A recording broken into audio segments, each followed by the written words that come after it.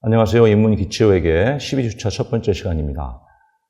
우리가 지난 11주차까지 인문학도들을 위한 기초회계 개념들을 아주 기본적인 개념부터 재무제표 작성에 대한 전반적인 흐름, 그리고 재무제표 구성을 이루는 자산, 부채, 자본 항목을 중심으로 손익계산 항목까지 전반적인 정리를 했습니다. 이번 시간부터는 조금 관점을 달리해서 재무제표를 바라보는 방향이 어떤 것인가 하는 걸 좀 배워볼 텐데요. 인문학도들이 다시 말해서 경영이나 회계학을 전문으로 하지 않는 사람들 입장에서 보면 사실은 이해를 위해서 기본 내용을 한 번씩 배운다는 것 자체가 나쁘지는 않지만 전문적으로 그 재무제표를 작성하는 업무 분야에 종사하기는 쉽지 않을 거라 생각이 됩니다. 그러면 상대방을 이해하기 위해서 상대방의 기본 내용을 안다고 하는 것까지 필요하고, 그 다음에 그 안 이후에 그걸 어떻게 나의 목적에 맞게 활용하느냐 하는 게 상당히 중요하죠. 그래서 이제 사실은 11주차까지는 정보를 제공한다고 하는 회사 입장의 내부인으로서 정보 제공의 과정들을 배웠다면 12주차에서는 그런 정보가 제공되었을 때 정보 이용자 입장에서 어떤 식으로 재무제표를 바라보는 방향으로 할 수 있겠는가 하는 측면을 좀 가지고 공부를 해보면 어떨까 생각이 됩니다.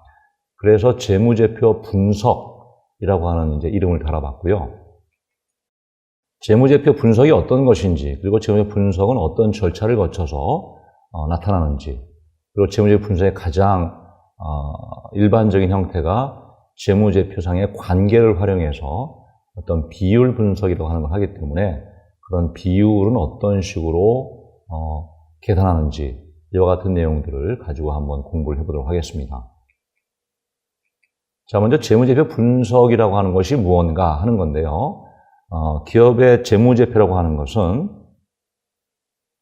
영업활동의 결과를 기록, 요약, 측정해서 정보 이용자에 전달을 하는 거죠. 그래서 기업의 과거로부터 현재까지의 재무 상태 및 경영 성과가 제출되었을 때 그것이 과연 어떤 의미를 갖고 있는지를 분석하는 것이고요. 그 다음에 그런 과거에 그리고 현재까지의 연결성을 가지고 분석한 결과를 가지고 기업의 미래 상태를 예측하는 것을 목표로 하는 겁니다. 일련의 흐름 속으로 쭉 가기 때문에 우리가 과거를 통해서 어떻게 미래를 바라볼 것이냐 하는 온고의 지신 이런 한자의 성어도 있겠지만 그런 걸 떠나서 재무제표라고 하는 것은 사실은 기업을 대상으로 하는 거고요. 기업은 수익과 비용을 통한 영업활동을 지속적으로 하는 거죠. 그러면 특별한 하자가 없는 한 변동이 있을 수 있겠죠. 그죠? 기간별로 또는 시간별로. 그렇지만 그 변동의 일반적인 폭이 급격한 수준으로 이렇게 변동되면 그 기업은 망하는 겁니다. 그래서 지속성이라는 것이 상당히 기업의 중요한 요소이기 때문에 일정 부분의 파고는 있을지 몰라도 그것의 큰 흐름은 과거의 흐름이 미래에도 유지가 될 것이다. 그리고 이 흐름이 가장 바람직한다면 좀 더 발전하는 방향으로, 그죠? 일정한 범주 내에서 이렇게 우상향하는 식의 변화가 일어날 것이다 라고 예측하면 되겠죠. 그렇기 때문에 과거의 상태나 현재의 상태를 파악함으로써 미래의 상태를 예측할 수 있고, 그걸 통해서 의사결정에 필요한 정보를 제공받을 수 있는 그런 과정이다 라고 이해하시면 되겠습니다. 자, 그러니까 재무제표를 활용해서 이런 목적을 달성하려면 재무제표가 어떻게 만들어지는지 하는 것을 알아야, 소위 말해서 밑바닥을 알아야 최종적인 의사결정을 할 수 있는 거죠. 그래서 재무제표 분석이라는 것을 위해서 사실은 어떻게 보면 재무제표의 작성 원리를 배웠다라고 해도 무리가 없는 거고요. 회계를 배우는 최종적인 종착점이 바로 재무제표의 분석이다라고 이해하셔도 크게 무리가 없는 말이다 이렇게 생각하시면 됩니다. 자, 그렇기 때문에 이런 재무제표 분석에 의미가 있다고 볼 수 있겠고요. 결국은 그와 같은 분석을 잘하는 사람일수록 훨씬 더 나은 의사결정을 할 수 있는 가능성이 높다라고 판단하시면 됩니다.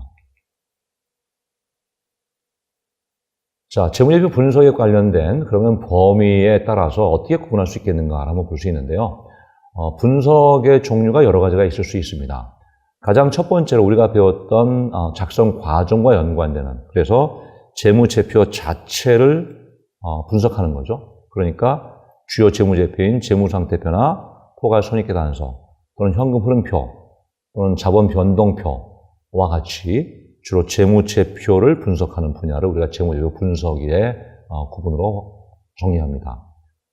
또 하나는 기업의 재무 자체 분석이라고 해서 재무제표에 국한된 것이 아니고 그것을 둘러싼 기업 환경들에 관련된 자료를 충분히 반영하는 거죠. 그래서 기업의 주식 가격이라든지 또는 거래량 또는 시장에서의 시장 점유율 이와 같은 다양한 경영 자료들을 분석함으로써 기업을 확인해 보려고 하는 이와 같은 것이 바로 이제 계량 분석이라고 하는 거로 지배하게 될 수 있습니다.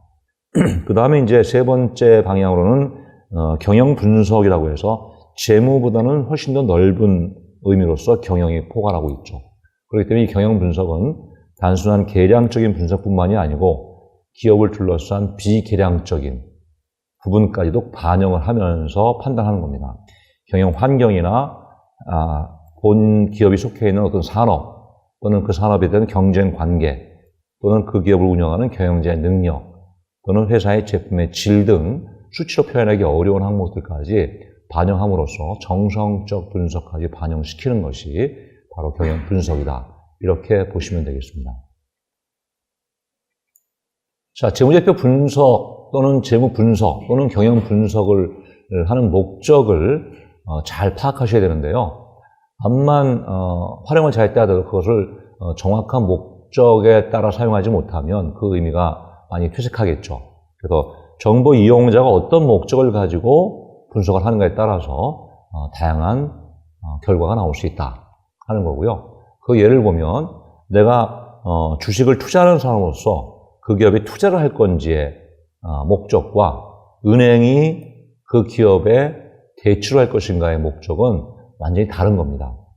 이거는 주인으로 참여하는 거고 이거는 경영권은 관리하지 않지만 이자를 받고 최종적인 목적은 원금을 안전하게 상환받는 게 목적이기 때문에 이렇게 이용자의 목적에 따라서 그 접근 방법이 다를 수 있다 하는 것을 먼저 파악하는 게 중요합니다. 이렇게 이제 목적이 다르다는 게 결정이 되면 그러면 그것을 그 목적에 따라서 구체적으로 적용해 나갈 수 있겠죠. 자, 그 다음에 두 번째 접근할 절차는 분석 방법에 대한 것이 목적이 결정되어 달라질 수 있기 때문에 어떤 방법을 사용할 것인가 또는 이와 같은 사용을 위해서 어떤 자료를 활용할 것인가 하는 걸 정하게 되는 방법입니다. 그래서 분석 방법은 추세 분석이라는 것도 줄 수 있고 비교 분석이라는 것도 줄 수 있습니다. 추세 분석이라고 하는 것은 과거와 현재 또 미래의 시점별로 어떠한 변화 방향을 일으키는가. 과거에 이랬는데 지금은 이렇고 또 1년 전 이랬는데 2년 후에는 이렇다 하는 식의 추세를 봄으로써 기업의 미래를 예측할 수 있는 가능성이 있을 수 있고요. 그 다음에 이제 비교 분석이라고 하는 것은 이렇게 시간, 타이밍적인 관점을 포함하는 것뿐만이 아니고 어떨 때는 동일선상에서 A라는 기업과 B라는 기업과 C라는 기업을 같이 비교할 수도 있고 동일 산업 내에서 기업들을 비교할 수도 있고 다양한 방식의 기업 분석이 가능할 수 있겠죠. 자, 이와 같이 추세 분석을 하려면 단연간의 자료가 기본적으로 필요할 것이고요. 그 다음에 이런 자료가 어떤 것인가에 따라서 분석에 대한 신뢰성 또는 어떤 질적인 차이가 유발될 수 있기 때문에 단순한 재무 자료뿐만이 아니고 경제적인 동향이라든지 또는 경쟁 기업 관련된 상대방 관련 자료들도 충분히 검토해야만 분석의 목적을 충분히 달성할 수 있다. 이렇게 판단하실 수 있습니다. 자, 이렇게 자료가 모아지고 분석 방법이 결정되면 무조건 뛰어드는 것이 아니고 본 분석을 하기 전에 간단한 파일럿 테스트 등을 통해서 대략적인 파악을 함으로써 부족한 부분을 메꾸거나 방향성을 조정하는 그런 접근 방법을 하겠죠. 그렇기 때문에 가장 많이 쓰는 것 중에 하나가 자산 총계나 재무상태표 입장이죠. 또는 매출액, 손익계산서 입장이요. 이 총액을 각각 100이라고 하는 풀 금액으로 놓고 개별 항목들에 관련된 금액이 어떤 비율을 차지하는가 하는 것을 비교해 보면 어떤 금액적으로 전체적인 크기에서 그 중요성을 검토할 수 있겠죠. 그렇게 되면 중요한 부분에 대해서 추가적인 자료가 필요한지 또는 보완할 것이 있는지 하는 것들도 검토함으로써 후에 본분석을 할 때 훨씬 더 우수한 방향으로 분석할 수 있기 때문에 예비 분석이 필요하다고 보시면 되겠습니다. 이런 예비 분석이 끝나고 나면 이제 모든 보완이 됐기 때문에 예비 분석 기초로 좀 더 깊고 심층적이고 다양한 분석을 실시하게 됩니다. 이런 실시의 항목들로 나중에 우리가 배우시겠지만 다양한 재무제표에 대한 비율 분석이라는 것들이 나타나는데 그런 것이 대별해서 유동성, 안정성, 활동성, 수익성, 성장성 분석 등 다양한 분석을 할 수가 있다. 이렇게 보실 수 있겠죠. 특히 상장기업인 경우에는 이 기업의 이익과 연결된 주식 가격의 변화가 상당히 연결되어 있기 때문에 주가 관련된 분석까지도 추가로 수행할 필요가 있겠습니다. 자, 이렇게 분석을 하고 나면 분석 결과를 해석을 하는 게 중요합니다. 우리나라가 일기예보가 자꾸 안 맞는다고 하는데 슈퍼컴퓨터를 도입했음에도 불구하고 자꾸 안 맞는 이유는 슈퍼컴퓨터의 기능이 떨어진다기보다는 그와 같은 걸 충분히 분석할 수 있는 경험과 능력 있는 인원들이 부족할 수도 있다 하는 거죠. 그러니까 객관적인 결과를 목적에 따른 주관적인 판단을 가미시켜서 종합적으로 분석시키는 이와 같은 능력을 충분히 고려해야만 최초의 중요한 목적들을 달성할 수 있다라고 판단하시면 되고요. 그 다음에 이와 같은 분석 결과가 모든 것을 다 해결할 수 있는 해결책은 아니기 때문에 최종 의사결정을 할 때는 이런 우리가 사용한 재무제표 분석이라는 것에 부족한 점, 원천적인 한계점 이런 것들을 충분히 고려해서 의사결정을 해야 된다라고 판단하시면 되겠습니다. 자, 이제 재무 비율이 그럼 어떤 것이 있느냐 하는데요. 어떤 자료의 원천에 따라서 자료를 어디서 구했는가? 재무 상태표 자체로만 따져보는 재무 상태표 비율일 수도 있고요. 또는 손익계산서, 포괄 손익계산서 내부에서의 어떤 관계를 따져보는 비율일 수 있고, 또는 재무 상태표와 손익계산서의 관계를 함께 고려하면서 찾아보는 혼합 비율도 있을 수 있습니다. 그 다음에 이건 경제학 중에서도 많이 활용하는 방법이긴 한데 정태적 비율이라고 하는 게 있죠. 정태적 비율이라고 하는 것은 일반적으로 다른 여건은 다 변화가 없다는 전제하에서 하나가 변화된다는 이런 식으로 접근하는 게 정태적 분석 방법입니다. 그래서 재무제표 쪽에서 볼 때는 일정 시점에 그러니까 그 이후의 시점은 고려하지 않는 거죠. 일정 시점의 재무 상태를 나타내는 재무 상태표의 비율을 정태적 비율이라는 말을 쓰게 되고요. 반대로 동태적 비율은 2개 이상의 변화가 되는 거죠. 그래서 이럴 때는 기간의 경영 성과를 나타내는 손익계산서 비율이라든지 혼합 비율이 동태적 비율에 해당이 되겠습니다. 자, 두 번째 분석 방법에 따른 종류인데요. 가장 일반적인 관계나 구성 비율입니다. 그래서 2개 이상의 항목을 대응시키면서 비율을 나타내거나 또는 한번 말씀드렸던 것처럼 전체적인 큰 금액을 100으로 놓고 그 100에서 차지하는 구성 비율이 얼마나 되는가 하는 것이죠. 그러니까 이런 구성 비율이라는 것은 규모가 10억인 기업과 규모가 예를 들면 1000억인 기업을 비교하면 규모 자체가 다르기 때문에 단순한 절대적 수치로 파악하기는 어렵습니다. 그래서 각각 10억을 100으로 놓고 또는 1000억을 100으로 놓고 그 구성 비율을 계산한다면 조금 더 부족함을 보완할 수 있는 차원이다. 이렇게 보시면 되겠고요. 단일 분석이나 비교 분석. 이건 단일 자료를 가지고 분석하는 것이고 비교 분석은 뭔가 2개 이상의 상대적인 비교를 통해서 분석하는 거다. 이렇게 보시면 되겠죠. 추세 분석, 말씀드린 것처럼 일정한 해당 연도와 비교 연도에 따라서 변화가 있는가 없는가 라는 걸 분석하는 것이고요.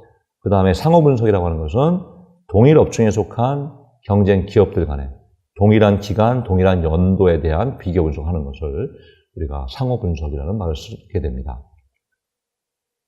자, 연이어서 계량 분석과 비계량 분석이 있죠. 이거는 아마 이미 설명드린 것들이 있기 때문에 수치를 활용하는 분석과 수치로서 나타나지 않는 그런 것들을 활용하는 분석이 있다. 이렇게 보시면 되겠죠.